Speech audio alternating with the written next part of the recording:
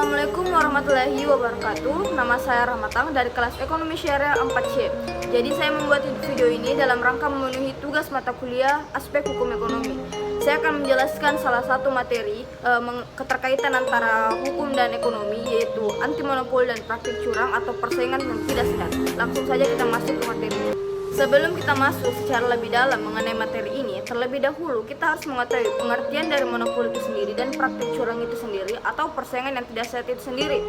Langsung saja, pengertian monopoli itu sendiri telah diatur di dalam pasal 1 angka 1 Undang-Undang Anti Monopoli, yang dimana monopoli didefinisikan sebagai suatu penguasaan atas produksi dan atau pemasaran barang atau atas penggunaan jasa tertentu oleh satu pelaku usaha atau satu kelompok pelaku usaha, dan juga diatur oleh yuridis monopoli menurut pasal 1 Undang-Undang Nomor 5 Tahun 1999, Undang-Undang tentang larangan praktik monopoli dan persaingan usaha tidak sehat, di mana ia mengatakan bahwa monopoli itu sendiri adalah suatu penguasaan atas produk atau pemasaran barang atau atas penggunaan jasa tertentu oleh suatu pelaku usaha atau suatu kelompok usaha.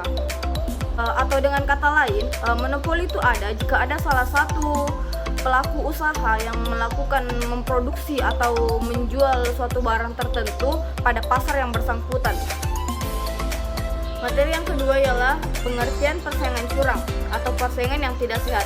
Dalam pasal 1 Undang-Undang Nomor 5 Tahun 1999, persaingan curang atau persaingan tidak sehat adalah suatu persaingan antara pelaku usaha dalam menjalankan kegiatan produksi dan atau pemasaran dan atau jasa yang dilakukan dengan cara yang tidak jujur atau dengan cara melawan hukum atau menghambat persaingan usaha. Perbuatan tidak jujur atau curang ini adalah suatu tindakan yang subjektif yang dapat dilakukan oleh setiap pelaku usaha dalam bentuk apa saja, mungkin dalam proses produksi suatu barang atau bentuk yang lain. Adapun kegiatan-kegiatan yang dilarang itu terbagi menjadi 8, yaitu monopoli, monopsoni, penguasaan pasar, persengkongkolan, posisi dominan, jabatan rangkap, pemilik saham, penggabungan peleburan, dan pengambil alihan. Monopoli, di mana monopoli itu sendiri sudah dijelaskan tadi, yaitu penguasaan produksi atau pemasaran barang oleh suatu pelaku usaha atau suatu kelompok usaha. Sedangkan monopsoni adalah di mana ada suatu pelaku usaha atau kelompok usaha yang menguasai pangsa pasar. Yang ketiga ialah penguasaan pasar. Penguasaan pasar ini hampir sama dengan monopoli dan monopsoni. Terus persekongkolan. Maksud dari persekongkolan ini adalah di mana suatu pelaku usaha satu dengan pelaku usaha lainnya bekerja sama untuk menguasai pangsa pasar.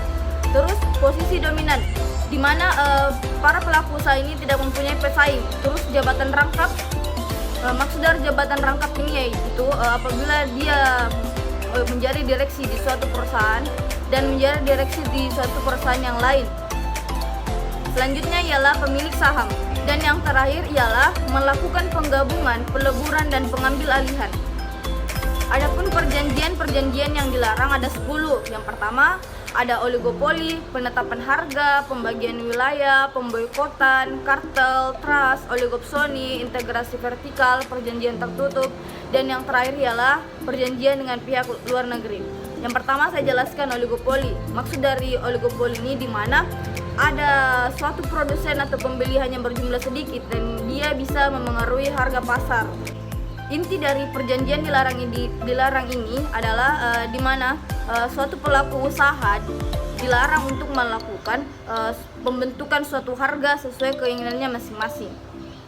Adapun sanksi dalam anti monopoli dan persaingan usaha ini diawasi oleh KPPU atau Komisi Pengawas Persaingan Usaha, di mana terdapat 3 pasal yang mengatur mengenai anti monopoli dan persaingan curang atau persaingan tidak sehat ini, yaitu pasal 47 ayat 2 mengenai sanksi administratif dan pasal 48 di mana mengenai sanksi pidana mengenai anti monopoli dan pasal 49 mengenai pidana tambahan anti monopoli. Mungkin itu saja yang bisa saya jelaskan. Kurang dan lebihnya mohon dimaafkan. Assalamualaikum warahmatullahi wabarakatuh. Terima kasih.